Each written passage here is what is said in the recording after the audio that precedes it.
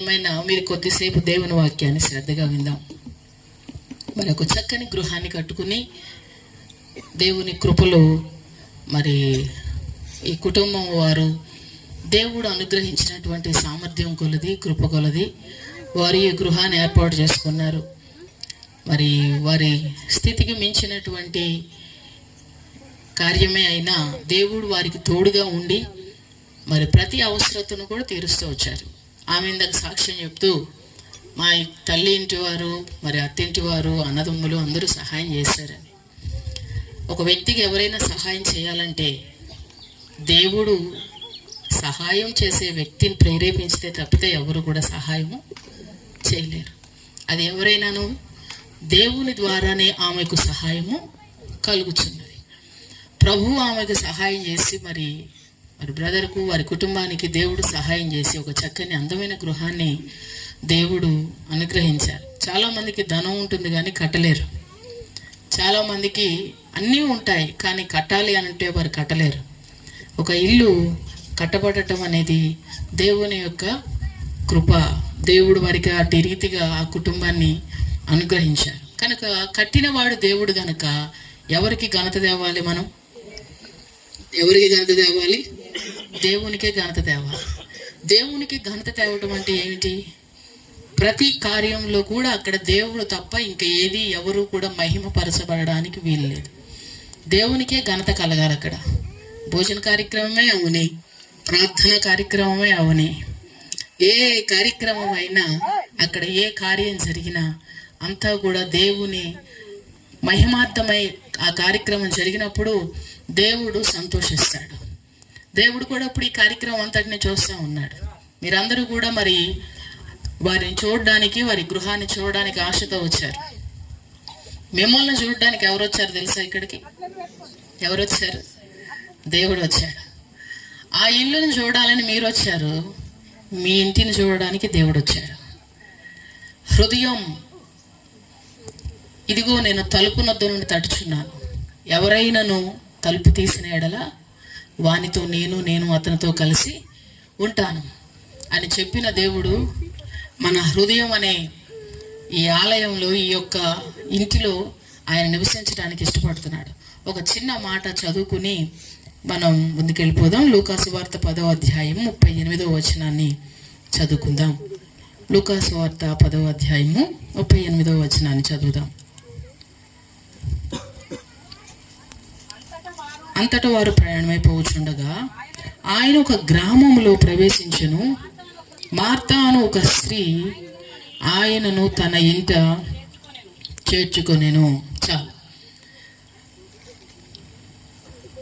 Martha అని ఒక స్త్రీ ఆయనను తన ఇంట చేర్చుకొనెను.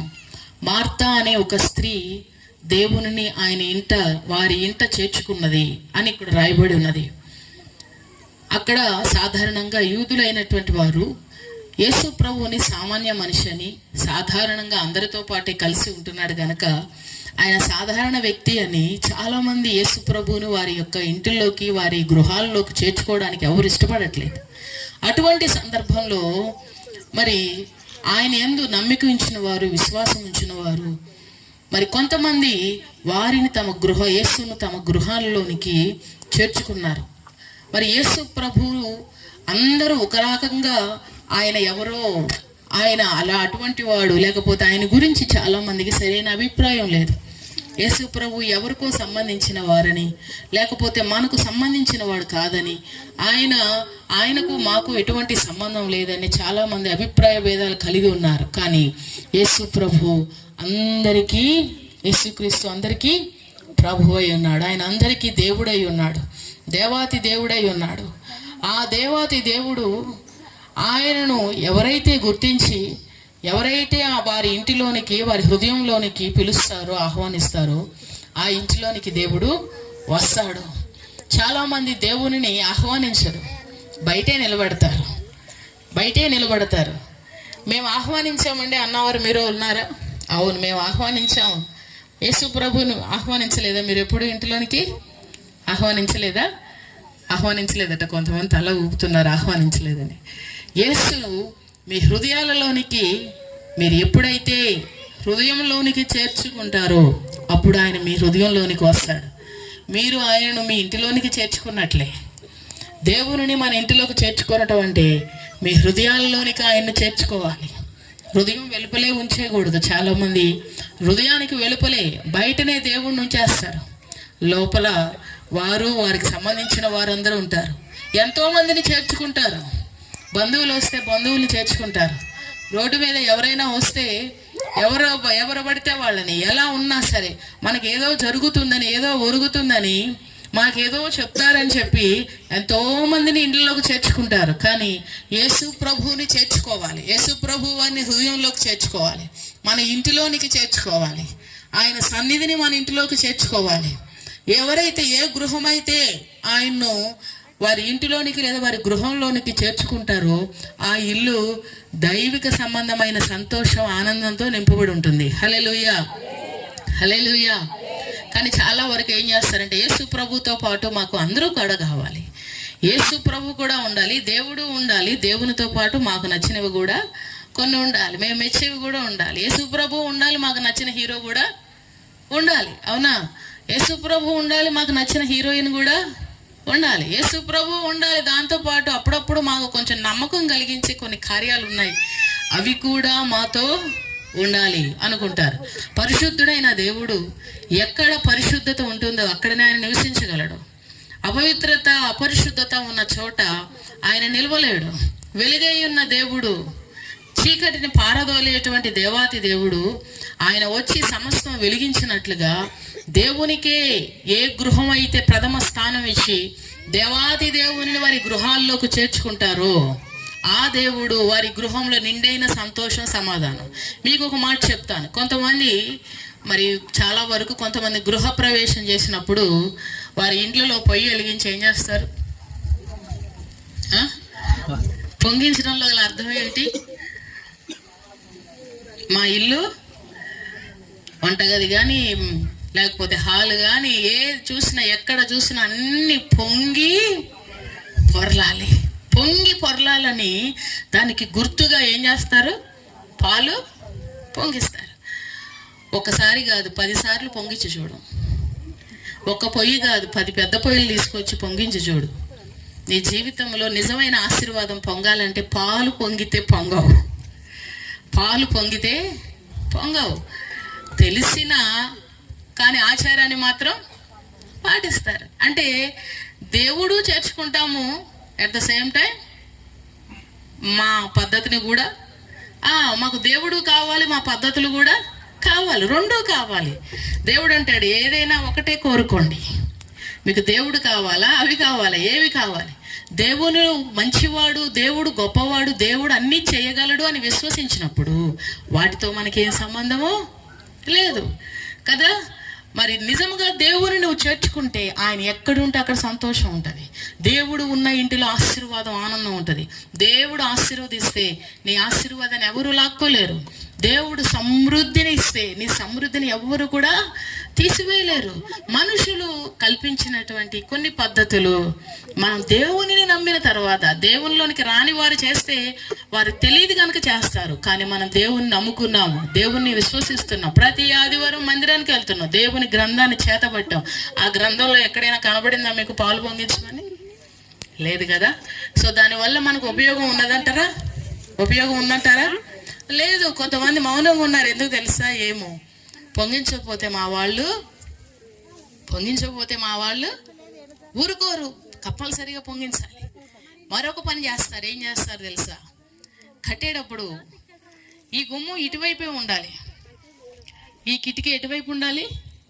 అటువైపే ఉండాలి. అటు కాకుండా ఇంకొక వైపు ఉంటే అది చాలా నష్టం, ఇంటికి చాలా నష్టం. గుమ్మాలు, కిటికీలు దేనికి పెడతాం? ఎందుకు పెడతాం చెప్పండి?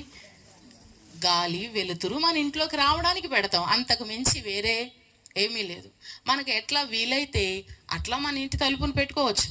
మనకి ఎలా వీలైతే మనం ఏర్పాటు చేసుకునే కిటికీని మనం అట్లా పెట్టుకోవచ్చు.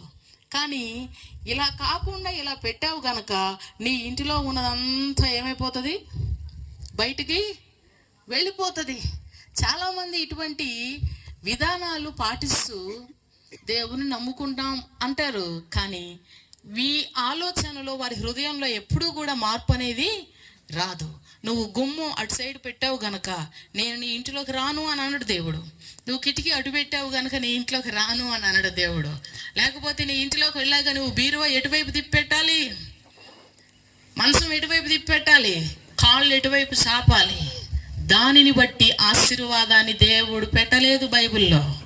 హృదయపూర్వకంగా దేవాది దేవుని ఇంటిలోకి చేర్చుకుంటే, ఆయనని హృదయంలోకి చేర్చుకుంటే, దేవుని హృదయాంతరంగంలోకి చేర్చుకుంటే యేసయ్య ఉన్న చోట సమృద్ధి ఉంటుంది, సంతోషం ఉంటుంది, ఆనందం ఉంటుంది. హల్లెలూయా. దీవెన అక్కడ ఉంటుంది, ఆశీర్వాదం అక్కడ ఉంటుంది. వీటన్నిటి వలన ఆశీర్వాదం కలుగుతుందని భ్రమపడమాకండి. ఆ భ్రమలోనే ఉంటారు చాలామంది. పాస్టర్ గారు మీరు ప్రార్థన చేయండి, మీరు రిబ్బన్ కట్ చేయండి, మీరు వెళ్ళాక మా పద్ధతులు మావే, మా కార్యక్రమాలు మావే, మీరు చేయండి, మేము చేసుకునేవి మేము చేస్తాం.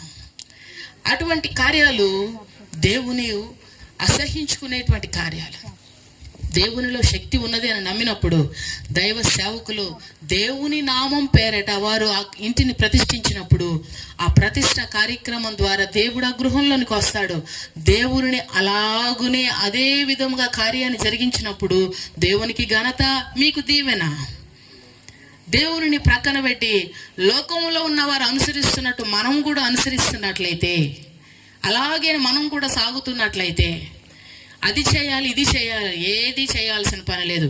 యేసు రక్తానికి మించిన ప్రతిష్ఠిత, యేసు రక్తానికి మించి శుద్ధి చేసేది, యేసు రక్తానికి మించి మరి పవిత్రపరిచేది వేరొకటి ఏది కూడా ఈ లోకంలో లేనే లేదు. ఆ యేసు రక్తాన్ని మరి రాసి యేసునామాన్ని ఉచ్చరించి దైవజనులు ప్రార్థించి వారు అడుగు పెట్టినప్పుడు దేవుడు ఆ గృహంలో అడుగు పెడుతున్నాడు. దేవుని సన్నిధి ఆ గృహంలో ఉంటుంది కనుక తర్వాత మిగతా కార్యక్రమాలన్నీ కూడా చేయకపోవటమే మంచిది, వాటి జోలికి వెళ్ళకపోవటమే బహు మంచిది. హల్లెలూయా. చాలా మంది ఉన్న చోట ఉండరు. కూసేగాడిదంట వచ్చి ఏ గాడిదని చెడగొట్టింది, మేసే గాడిని చెడగొట్టిందంట. ఇది చక్కగా మేస్తా ఉంది ఇటు పక్కన, అది దాని పనిలో అది గడ్డి తినడం మానేసి అది ఏం చేస్తుంది, కోస్తా ఉన్నది. దాని పని అది చేసుకోవాలి, దీని పని చేసుకోవాలి. కానీ కొన్ని గాడిదలు ఏం చేస్తాయి తెలుసా, కూసేవి కోస్తా ఉండవు, మేసే గాడిదలు ఏం చేస్తాయి, చెరిపేస్తూ ఉంటాయి. దీన్ని తినవు, దీన్ని తిననియవు, అవి తినవు. కొంతమంది వారు బాగుపడరు, బాగుపడే వాళ్ళని కూడా బాగుపడరు. ఇది చేయకపోతే నష్టం వచ్చేస్తుంది. పనికి రానటువంటి కొన్ని సిద్ధాంతాలు, ఆలోచనలు, అభిప్రాయాలు దేవుని నామం పేరట వాటన్నిటిని మీరు తొలగించేసుకోవాలి. దాని వలన నష్టము కంటే, లాభము కంటే, దీవెన కంటే కూడా మీరు ఎక్కడ లేని నష్టాన్నంతా కొని తెచ్చుకుంటారు. ఇల్లు కట్టుకున్నాం కానీ శాంతి లేదండి, ఇల్లు కట్టుకున్నాం కానీ ఏం లేదు నీకు, ఇల్లు కట్టుకున్నాం సమాధానం లేదండి, ఇల్లు కట్టుకున్నాం కానీ ఏంటో అసలు, ఇల్లు కట్టుకున్నాం దైవజనులతోనే ప్రతిష్ఠించాం, అన్నీ అలాగే చేస్తాం, కానీ దైవజనులతో ప్రదర్శించావు, తర్వాత నువ్వేం చేసావు అది నీకు తెలుసు, తర్వాత నువ్వు జరిగించే కార్యక్రమాలు ఏంటో నీకే తెలుసు. కనుక మార్త యేసును వారి ఇంటిలోకి చేర్చుకున్నది. నీవు యేసును తప్ప ఇక వేరొకటి దేనిని కూడా నీ ఇంటిలోనికి చేర్చుకోకూడదు. వేరొకటి మనకు అనవసరం. దేవుడు, ఆయనకు సంబంధించిన వారు, దైవ కార్యాలకు సంబంధించినవి మన ఇంటిలోనే జరగాలి. హల్లెలూయా, హల్లెలూయా. నీతిమంతుల గుడారములలో ఏం వినబడుతుందట, దేవుడు మనకు అనుగ్రహించిన రక్షణను గురించిన గీతాలు వినబడాలి. దేవుడి ఇంటిని ఆశీర్వదించండి, ఈ ఇంటిని దీవించండి, ఈ గృహాన్ని కాపాడు, దీవించని ఎంతో ప్రార్థన చేస్తారు. మరి నీ ఇల్లు దీవెనకరంగా మార్చబడాలంటే ఆ ఇంటిలో రక్షణను గూర్చిన సునాదము, దేవుని గూర్చిన కీర్తనలు, దేవుని గూర్చిన భజన, దేవుని గూర్చిన గానం, దేవుని గూర్చినటువంటి స్థుతులు ఆ ఇంటిలో వినబడాలి. కానీ ఆదివారం వినబడతాయి, సోమవారం టు శనివారం సాయంత్రం మధ్యాహ్నం ఏం వినబడతాయి, సీరియల్ వినబడతాయి. చెప్తున్నారు మా వాళ్ళే, ఏం వినబడతాయి, సీరియల్స్ వినబడతాయి, సీరియల్ వినబడుతూ ఉంటాయి. రక్షణ సునాదం కాదు కదా, అపవాదికి సంబంధించినటువంటి గానాలు వినబడతా ఉంటాయి. అది నీతిమంతుల గుడారం అవ్వదు. దైవజనులు ప్రార్థించినా ప్రతిష్ఠించినా నీ గుడారం ఆశీర్వాదకరంగా ఉండాలంటే దేవుని మాత్రమే చేర్చుకోవాలి. హల్లెలూయా, హల్లెలూయా. మార్త యేసును చేర్చుకున్నదట. చేర్చుకున్న తర్వాత ఆమె ఏం చేసిందో అక్కడ కింద లైన్ చదవండి, 3వ లైన్ నుండి దాని క్రింద నుంచి చదవండి, 40వ వచనం. మార్త విస్తారమైన పని పెట్టుకున్న చేత తొందరపడి ఆయన యొద్దకు వచ్చి, ప్రభువా, నేను ఒంటరిగా పనిచేయడానికి నా సహోదరి నన్ను విడిచిపెట్టినందున చింత లేదా? నాకు సహాయం చేయమని ఆమెతో చెప్పుమనెను. ఆమె యేసును పిలిచింది, యేసును ఆహ్వానించింది, యేసును హృదయంలోకి చేర్చుకుంది. కానీ ఏం పెట్టుకుంది? విస్తారమైన పనులు పెట్టుకుంది. పనులు చేయాలి. పని చేయకుండా ఉంటే ఏది కూడా కాదు. ఉద్యోగం చేయాలి, మన ఇంటికి అవసరమైన పనులు చేయాలి, మనం చేయాల్సిన కార్యక్రమాలు చేయాలి. కానీ విస్తారమైన పనులు పెట్టుకుంది. విస్తారమైన పనులు పెట్టుకోవడం అంటే అవసరం ఉన్నా లేకపోయినా, కొంతమంది చూడండి వేకువనే లేస్తారట, రాత్రి చాలాసేపటి వరకు లేచి ఉంటారట, చాలాసేపటి వరకు పని చేస్తూనే ఉంటారు. కొంతమంది ఏం చేస్తారో తెలియదు కానీ లేచింది మొదలు పడుకునే వరకు ఏం చేస్తారు? పని చేస్తారు. ఖాళీ లేదండి. ఖాళీ లేదంటే ఖాళీ లేదు. రుద్దుతూనే ఉంటారు, ఊడుస్తూనే ఉంటారు, తుడుస్తూనే ఉంటారు, వండుతూనే ఉంటారు, తింటానే ఉంటారు. మళ్ళీ యథావిధి కార్యక్రమం అంతా యథావిధి. ఏమిటి అంటే విస్తారమైన పనులు పెట్టుకుంటారు. యేసును ఆహ్వానించిన నీ జీవితంలో నువ్వు ప్రభువుని పిలిచావు, దేవుణ్ణి పిలిచావు, దేవుణ్ణి ఇంటిలోనికి వచ్చాడు. ఆయన ఇంటిలోనికి వచ్చినప్పుడు, నీ హృదయంలోనికి వచ్చినప్పుడు ఆయనతో సమయం గడపాలి. హల్లెలూయా.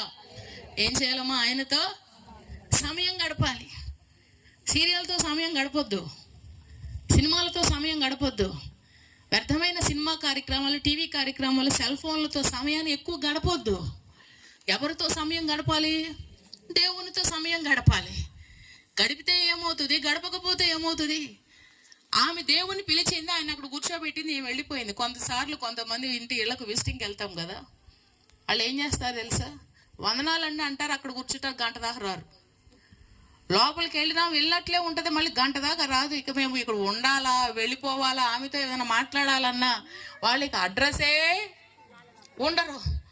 పిలుస్తారు, రమ్మంటారు. కానీ కొన్నిసార్లు కొంతమంది ప్రార్థనా కూడికలు ఏర్పాటు చేసుకున్నారు. ఇలాగే వారి ఇంటిలో జరిగే కార్యక్రమాలు ఏర్పాటు చేసుకుని వాళ్ళు కనబడరు. అందరూ ఉంటారు కానీ వాళ్ళు మాత్రం ఉండరు. దేవుని పిలిచిన నీవు, దేవుని ఆహ్వానించిన నీవు ఆయనతో సమయం గడపాలి.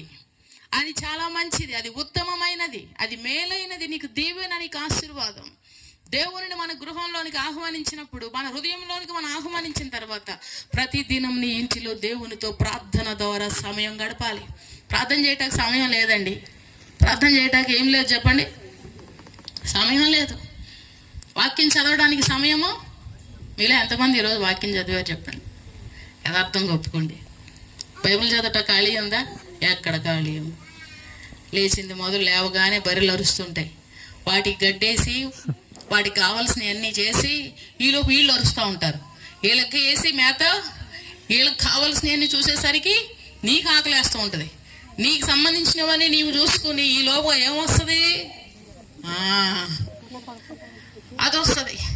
నువ్వు పడుకుని లేచేసరికి మళ్ళీ సాయంత్రానికి అవి రానే వస్తాయి. ఇక సమయం ప్రార్థన చేసుకోవటానికి నాకు తీరికే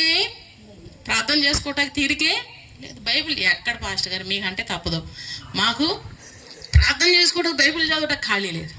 యేసు ప్రభును అంగీకరించిన నీవు దేవునితో సమయం గడపకపోతే, అమ్మ నిజమేనమ్మా నీకు ఇన్ని పనులు ఉన్నాయి కదా, మరి నువ్వేం చేస్తావులే ప్రార్థన.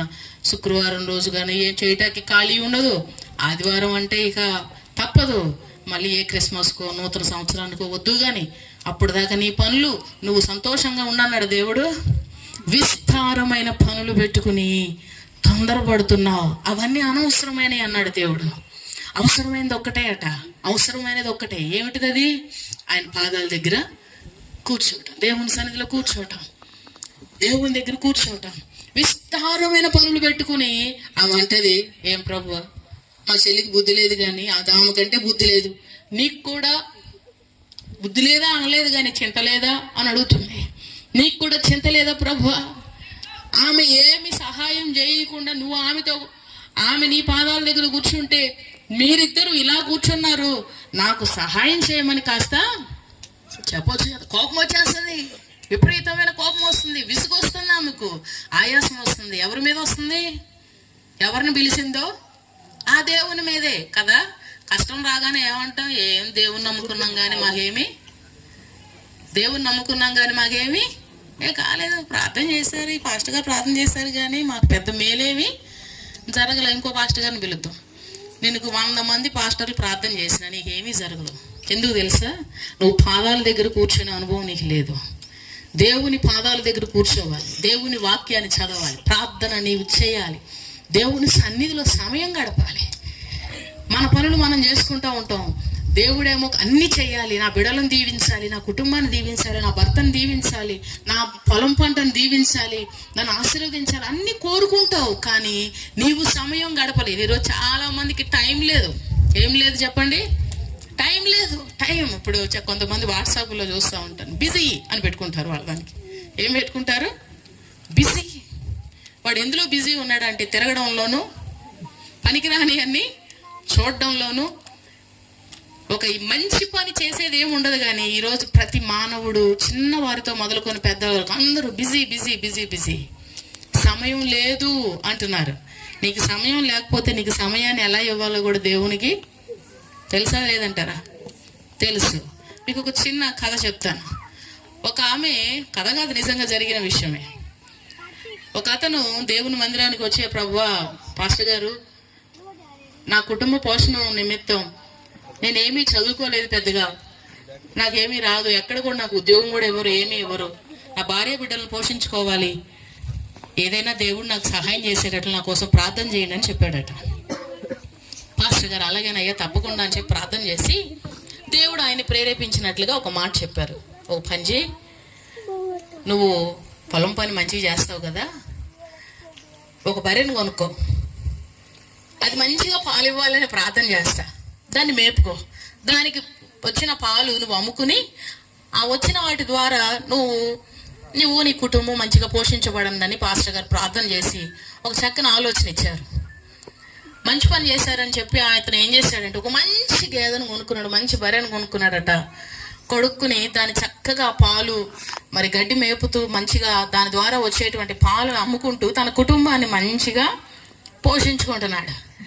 ఆ సమయంలో ఆదివారం 10 గంటలకు సమయం అనగానే ఉదయం 8 గంటలకే వస్తేవాడట. ఎప్పుడు? మంచి స్టార్టింగ్లో హుషారుగా ఉన్నాడు, మంచిగా దేవుడు ఆశీర్వదిస్తూ ఉన్నాడు. కుటుంబం ఇంతవరకు సరిగా గడిచేది కాదు, ఇప్పుడు మంచిగా తినగలుగుతున్నారు, మంచిగా సంతోషంగా ఉన్నారని కృతజ్ఞత కలిగిన వాడే మందిరానికి వచ్చేసేవాడట. 1 నెల 2 నెలలు పోయిన తర్వాత వ్యాపారం బాగా మంచిగా సాగుతూ ఉన్నది. మంచిగా వెళ్తున్న సమయంలో ఒక బర్రె కాస్త 2 బర్రెలు అయినాయి. ఇంకొక బర్రెను కూడా కొనుక్కున్నాడట. 2 బర్రెలు కొనుక్కొని వాటిని మేపటం, అలాగే మళ్ళా దాని ద్వారా తన యొక్క వ్యాపారాన్ని వృద్ధి చేసుకుంటూ ఉన్నాడు. క్రమక్రమంగా ఆయన ప్రార్థనా సమయం, దేవుని మందిరానికి వచ్చే సమయం ఏమైంది తెలుసా? 8 గంటలకు వచ్చే అతను 10 గంటలకు రావడం ప్రారంభించాడు. రోజులు గడుస్తున్నాయి, నెలలు గడుస్తున్నాయి. సంవత్సరం తిరిగేలోపు బర్రెలు 2 కాస్త 6 అయినాయట. 6 బర్రెలు అయ్యేసరికి 6టికి గడ్డి తేవాలి, 6టికి నీళ్లు పోయాలి, 6టికి అన్ని చేయాలి. ఆ పాలు తీసుకుని అందరికీ అమ్మాలి. అమ్మి అవన్నీ చేసి వచ్చేసరికి సమయం, చర్చికి వచ్చే సమయం ఎంత అయింది? 11. 10 కాస్త ఏమవుతుంది? 11. దేవుడు చూస్తూ ఉన్నాడు, దైవ సేవకులు చూస్తూ ఉన్నారు, ప్రార్థన చేస్తూ ఉన్నారు. దీవించయ్యా దీవించి, అంతే కదా దైవ సేవకులు. శపించయ్యా అని ఎప్పుడు ప్రార్థన చేయడం చూసారా? చూడరు. లేటుగా వచ్చిన దేవుడు నిన్ను దీవించును గాక అని అంటారు. అలా కాకుండా ఇంకొక మాట అంటే పాస్టర్ గారు ఉంటారు అక్కడ? ఉండరు. దేవుడు జోక్యం చేసుకోవాలి, దేవుడే జోక్యం చేసుకుంటాడు ప్రతి వారి విషయంలో కూడా. నెలలు గడిచినాయి, సంవత్సరం అయింది, సంవత్సరంన్నర అయింది, 2 సంవత్సరాలు అయింది. 6 కాస్త 16 అయినాయి అట. ఎన్ని బర్రెలు అయినాయి ఇప్పుడు? 16 బర్రెలు అయినాయి. ఇక మనోడు మందిరంలో అడ్రస్ లేడు, ఎక్కడ కనబడట్లే. 1 రోజు కాదు, నెల రోజులు కాదు, 2 నెలలైనా ఎక్కడ కూడా కనబడట్లేదు. పాస్టర్ గారు ఏంటి అసలు రావట్లేదు, ఏంటి ఇన్ని రోజులైనా రావట్లేదు, ఏంటి అసలు ఏమైందని చెప్పి కలిసినప్పుడు ఒకరోజు ఇంటికి వెళ్ళి ఏమిటయ్యా మందిరానికి రావట్లేదు ఏంటి అని అడిగి, ఎక్కడ పాస్టర్ గారు ఖాళీయే చెప్పాలి, ఏం లేదట, ఖాళీయే లేదు, ఖాళీ లేదు పాస్టర్ గారు, అసలు మామూలు బిజీ కాదని. అసలు పొద్దున తెల్లారి నా 3 గంటలు లేస్తున్నా, 3ంటికి లేచి సాయంకాలం 6-7 అయిపోతుందండి. ఇక మందిరానికి కూడా వచ్చేదానికి నాకు సమయమే. పాస్టర్ గారికి ఏం మాట్లాడాలో అర్థం కాలేదంట. ఏమని ప్రార్థన చేయాలి ఇప్పుడు అక్కడ?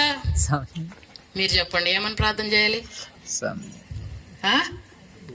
సమయం అనా? చాలా బాగా గెస్ చేశారు. ఆయన అన్నాడట, ప్రభువా ఈ బిడ్డకు సమయం లేదంట, నీ మందిరానికి రావడానికి సమయం కుదిరేటట్టు చెయ్యయ్యా అంతే, ఇంకేం అనలేదు. సమయం కుదిరేటట్టు చేయి ప్రభు అని ప్రార్థన చేసి ఆయన బయటకు వచ్చాడు. ఆ తర్వాత నుంచి దేవుడు ఓకే నా భక్తుడు ప్రార్థన చేశాడు కనుక సమయం కుదిరేటట్టు నేను పనిలోకి దిగుతానని ఆయన మొదలు పెట్టాడట. 16 నుంచి 15, 15 నుంచి 14, 13, 12, 11, 10, 9, 8 మొత్తానికి ఎక్కడికి వచ్చినాయి? 0కి వచ్చినాయి. హల్లెలూయా హల్లెలూయా. అయ్యారు ఇప్పుడు ఫుల్ ఖాళీ. అప్పుడు ఖాళీ లేదు, ఇప్పుడు ఏమొచ్చింది? ఖాళీ. ఎంతో సమయం. దేవుడు మనల్ని ఆశీర్వదించినప్పుడు, దేవుడు మనల్ని దీవించినప్పుడు సమయం ఉండదండి. చాలా మందికి విస్తారమైన పనులు పెట్టుకుంటారు. దేవుడిని ఇంటికి పిలిచావు, ఆయన రక్షణ భాగ్యం నీకు ఇచ్చాడు, ఆయన నీ హృదయంలోకి చేర్చుకున్నావు. పిల్లలు లేనంత వరకు మందిరానికి వచ్చి ఎంతో మొరపెడతారు, మా బిడ్డలని.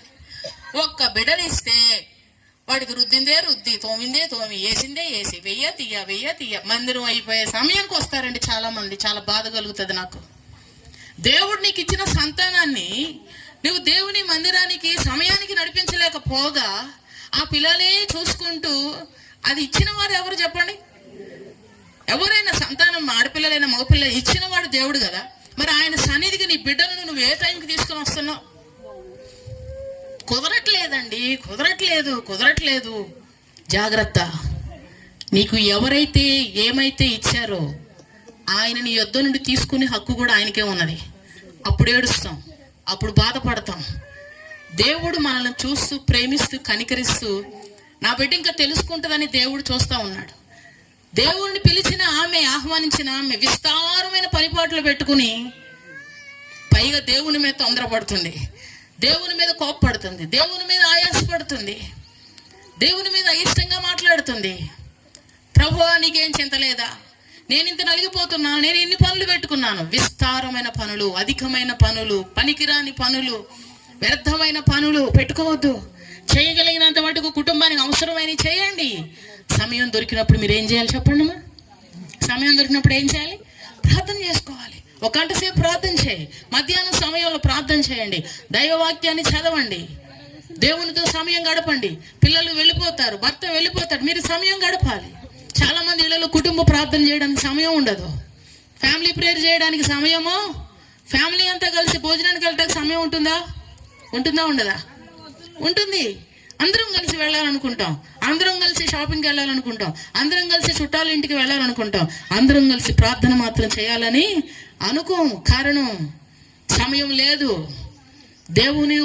దేవుని ఆహ్వానించిన నీవు, దేవుని ఇంటిలో చేర్చుకున్న నీవు దేవునితో సమయం గడపకపోతే, అనవసరమైన వాటన్నిటిని జీవితంలో నీవు ఎక్కువగా పెట్టుకుంటే దేవుని యొక్క దీవెన ఆశీర్వాదం నీ ఇంటిలో ఉండదు. నువ్వు పాలు కాదు కదా, ఇంక ఏదైనా పొంగించు, నిజమైన ఆశీర్వాదం నీ ఇంటిలోనికి రాదు. విస్తారమైన పనులు పెట్టుకుని ఆమెతో అంటున్నాడు ప్రభు, మార్తా అనేకమైన పనుల విషయంలో నీవు తొందరపడుతున్నావు.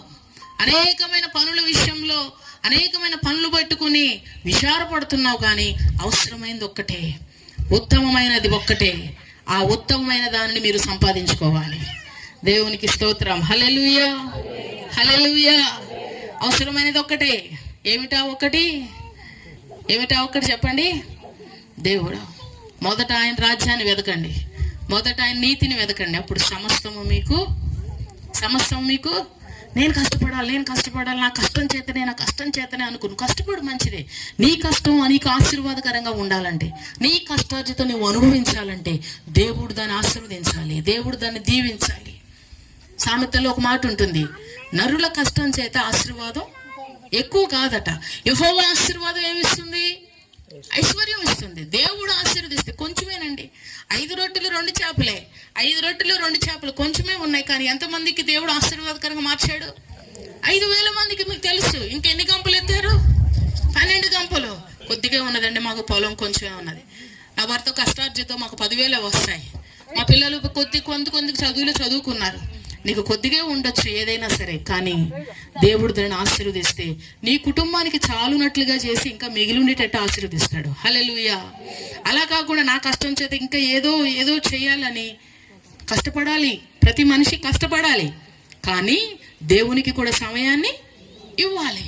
దేవునికి సమయం ఇవ్వాలి. దేవుని సమయం దేవునికి, నువ్వు పని చేసే సమయం పనికి ఇవ్వాలి. ఎప్పుడైతే అలా చేస్తావో దేవుడు నిజమైన ఆశీర్వాదాన్ని కుటుంబాల్లో ఉంచుతాడు. మార్తా వలె ఆయన రాజ్యాన్ని మొదట వెదకకుండా సమస్తమును సంపాదించుకుని ఒకడు తన ప్రాణం అంటే ఆత్మను పోగొట్టుకున్నాడు. అంతా ఈ లోకంలో అంతా బ్రతికాడు, అంతా చేశాడు, కానీ దేవుడు లేకుండానే చనిపోయాడు. తన ప్రాణం నరకానికి వెళ్ళిపోతుంది. ఈ రోజున దేవుని మాటలు వినిచిన నీవు దేవుని హృదయంలోకి చేర్చుకున్న నీవు ఖాళీ లేదని, నాకు సమయం లేదని ఇప్పుడు ఇంటికి వెళ్ళటం, మరలా పనులు, మరలా నిద్రపోవడానికి సమయం, తినడానికి సమయం, అన్నిటికీ సమయం ఉన్నది, కానీ దేవునితో మాట్లాడేదానికి సమయం లేదు. ప్రార్థన చేసే కుటుంబం ఎవరైతే ఉంటుందో, ఏ స్త్రీ అయితే ప్రార్థన చేస్తుందో, ఏ వ్యక్తి అయితే ప్రార్థనతో ఉంటాడో, ఏ కుటుంబం అయితే దేవుని సన్నిధి అనుభవిస్తుందో ఆ కుటుంబంలో దేవుడు ఉంటాడు. యేసు ఉంటే ఎంతో ఆనందం. హల్లెలూయా, హల్లెలూయా. కనుక దేవుని సన్నిధిని కోరుకోనండి. దేవుని మీ హృదయంలోకి ఆహ్వానించండి. దేవుడు మీ గుండెల్లో కోరుకోనండి. ఆయన ఇచ్చే రక్షణను మీరు కోరుకోనండి. దేవుడు నీ ఇంటిలో ఉన్నప్పుడు నీకు సకల ఆశీర్వాద. దేవుని వాక్యం పెట్టుకుంటాం, మన ఇంటిలో దేవుని వాక్యాలు పెట్టుకుంటాం చాలామంది, కానీ వాక్యాన్ని పెట్టుకుంటారు, కానీ వాక్యాన్ని హృదయంలో రాసుకోరు.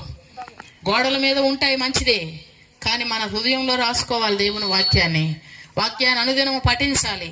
ప్రతి ఉదయ మధ్యాహ్న సాయంకాలంలో దేవునితో సమయం గడపాలి. భోజనానికి ముందు మీరేం చేయాలి?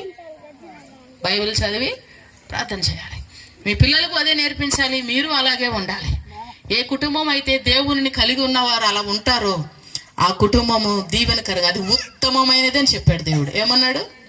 ఉత్తమమైనది. మరియా దేవుని పాదాల దగ్గర కూర్చున్న మాటలు వింటుందట. ప్రభు అన్నాడు, అవును మరియా, నువ్వు కూడా వెళ్ళి ఆమె హెల్ప్ చేయి అన్నాడు దేవుడు.